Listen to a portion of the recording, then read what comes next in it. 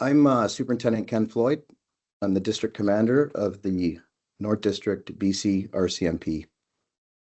On February 10th at approximately 1:20 p.m., Tumbler Ridge RCMP received a report of an active shooter at Tumbler Ridge Secondary School. A police-initiated public alert was issued as officers responded. The alert was canceled at around 5:30 p.m. once police determined there was no outstanding suspects and no ongoing threat to the public. As part of the initial response, officers entered the school to locate the source of the threat. During their search, police located multiple victims. The individual believed to be the shooter was also found deceased from what appears to be a self-inflicted injury. 6 additional people, not including the suspect, were found deceased inside the school. 2 victims were airlifted to hospital with serious or life-threatening injuries, and a 3rd victim died being transported. All remaining students and staff have been safely evacuated, which was about 100 people. Police are working closely with the school district to support a coordinated reunification process for families. Approximately 25 others are being assessed and treated at the local medical center for non-life-threatening injuries. As the investigation progressed, officers identified a secondary location believed to be connected to the incident. 2 additional victims were located deceased inside a residence. Police are conducting further searches of other homes and properties to determine whether anyone else may be injured or otherwise linked to today's events. Additional RCMP resources have been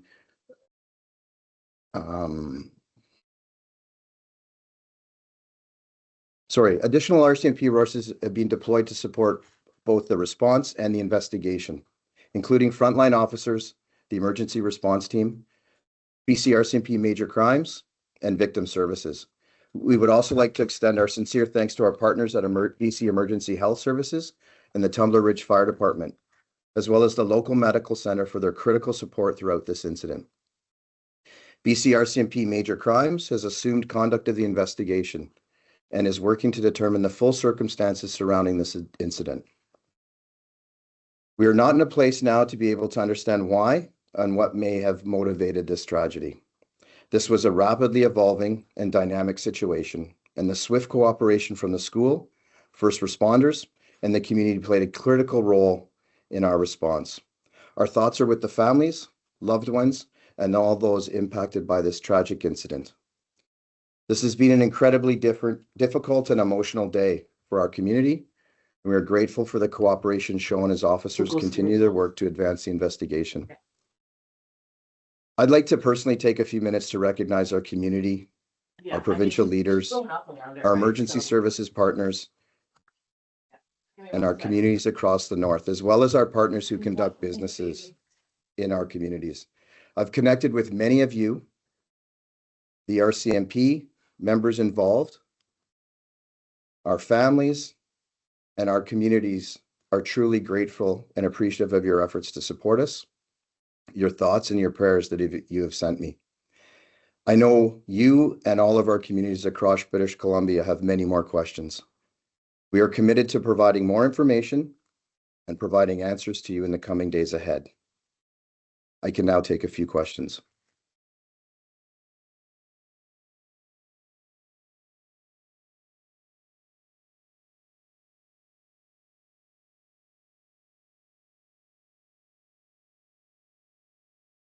CBC News verified. Yeah, go ahead, CBC News. Yeah, what can you tell us about the shooter at this stage? We're still trying to determine a lot about the shooter at this stage right now. We believe we've been able to identify the shooter, but for privacy reasons and obviously for the conduct of the investigation, we're not releasing that information at that time until we're assured that we've connected with the appropriate people and identified things. And as a follow-up, can you tell us about where the victims were found? Is this inside the school? What can you tell us about the injured and the deceased? Yeah, multiple injuries and multiple deceased were inside the school as officers progressed through the scene, locating them and triaging those events. We also located 2 deceased at another scene.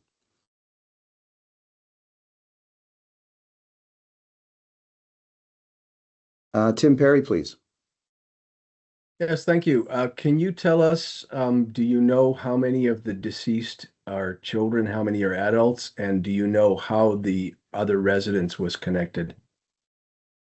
Yeah, we're still working towards that. As I mentioned, major crimes from the RCMP Provincial Major Crimes Program is on scene to add further detail to that. I think it would be unwise of me to speculate on some of that information right now, and we will have answers to that in the coming days to be able to provide everyone who's got questions about the nature of the injuries, the nature of the persons involved, and what was done at the scene and after the scene to try and answer those questions for you.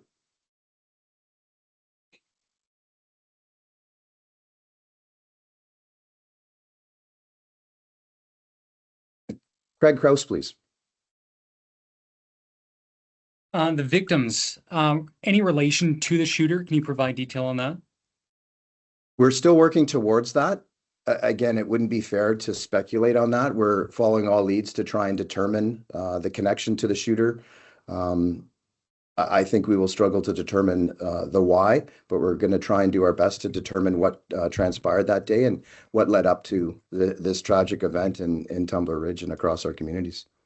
The age, the shooter, a minor, adult. Can you provide any detail on that at all?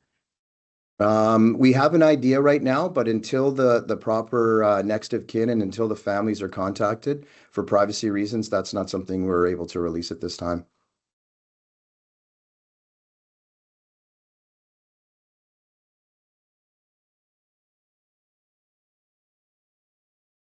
Georgie Smith, please.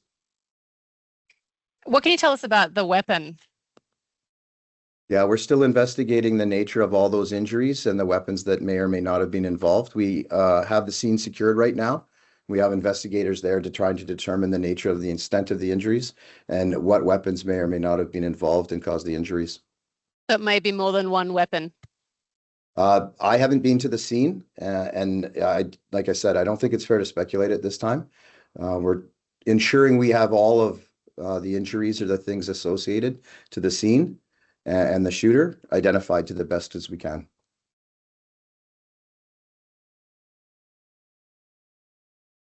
Karen Bartko, please. Thank you very much for taking the question.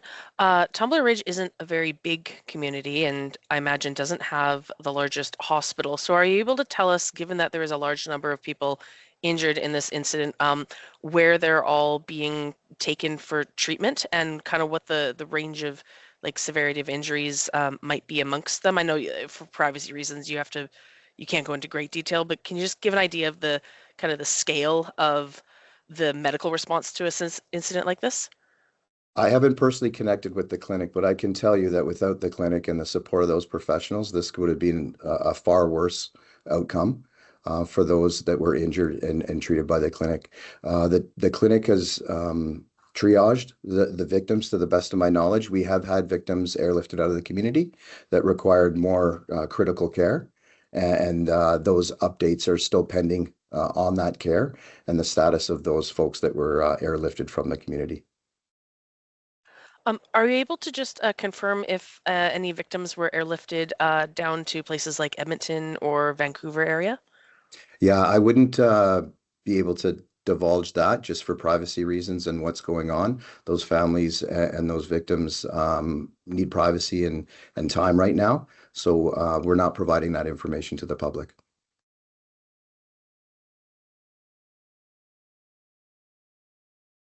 Christian Santana, please. Hi there, joining from NBC News in New York. Just a quick couple follow-ups. If we could clarify, do authorities believe the first two victims found were killed by the same gun person? Do you know the gun person's relationship to the school at all? And if you can just round out, it is, just to be clear, it is 8 people in total, including the gun person that is deceased. So several questions there that you asked me. I'll try and remember them, Christian. As far as the deceased that are not at the school, we're still trying to determine that relationship and that connection. I don't have those details, and our first responders were securing the scene and ensuring Tumbler Ridge citizens were safe. Now that the order is being rescinded, we'll be looking into the investigative piece of that and trying to determine those connections. Can you repeat a couple of your other questions, please? So I'm not. Yeah. The other questions were, just to clarify the number, there were 8 people in total found deceased. Is that correct? So we have 9 total people deceased. We found 8 in Tumbler Ridge in 2 locations, and then another was deceased during ambulatory transport to the clinic. Okay, and none of those people are the gun person. That includes the deceased gun person. Okay, and then separately, do you know the gun person's relationship to the school? Not at this time, no. Thank you very much. Thank you.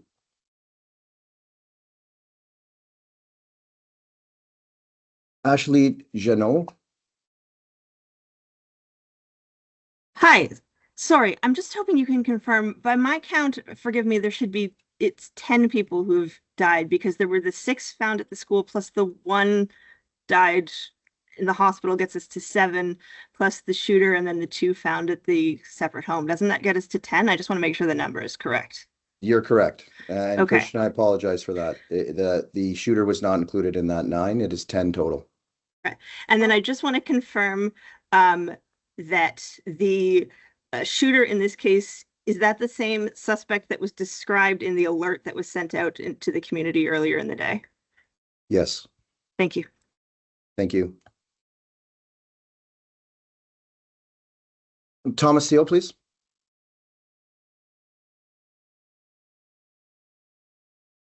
Hi, thanks for taking the questions. I was also just seeking to clarify the death toll, but is there a possibility it could rise, or do you believe that now all the remaining victims are with non-life-threatening injuries?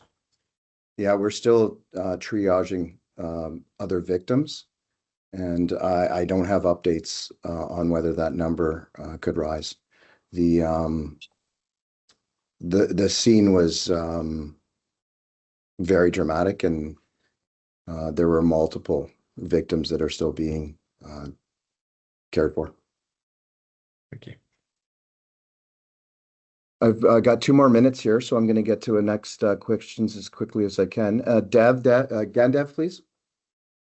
Yeah, thank you for this. So just to clarify, you're not able to share at this point whether the suspect was a student at the high school, whether they were an adult with maybe a past connection to the high school, and whether they had any sort of familial connection to the 2 additional victims found in the home. You can't tell us any of that right now. We are unable to confirm that with you right now, just to make sure that we don't pass on or provide information that isn't accurate. We're still making those determinations. Thank you. And I'll take 2 more questions. Andrea Wu and then Lauren Collins, please. Andrea, go ahead.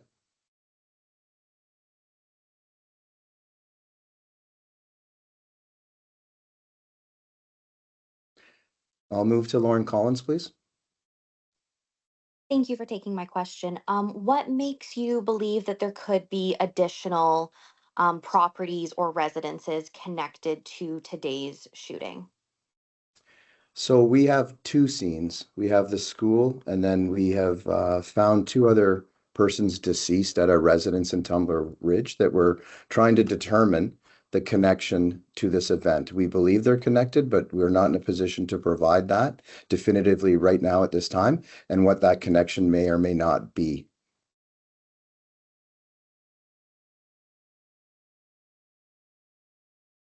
And the last question I'll take is, I believe it's from Tumbler Ridge. Trent, please. Hi, yes, I was just wondering what sort of supports are going to be in place for victims' families, for the students at the school. I know it's like everything that's evolving, but I just was wondering, what sort of what's going to happen up here. Yeah, Trent, thank you. I live and work in Prince George, and our communities are tight knit. We're spread out across the northern part of the province, but we are a close community oriented group of BC citizens. We have multiple layers of support coming for our students, for our teachers, for our community of Tumbler Ridge, for our front line and front first responders that were part of this unfolding event and are going to be working through that in the days and years to come. I've had an opportunity to speak with the mayor. I've had an opportunity to speak with politicians. Your businesses are stepping up to provide support as best as they can. And I think that really speaks to the fiber of the North District and the northern part of British Columbia and exactly what it will take to get through this together. And I pass that on to the mayor. I let Daryl know, and I let provincial leaders know that we are in this together. The RCMP will be part of this healing because we're part of the Tumbler Ridge community, and we will be there through all of this together. So those supports will continue. I let the commander know that anything he is looking for, I will do everything I can to provide to him and his team and their families, because at the end of the day, every citizen and every person in Tumbler Ridge, including our first responders, are going home to their families to try and explain this. And sometimes there's just not a way to explain this. So we'll continue providing that support however it's needed.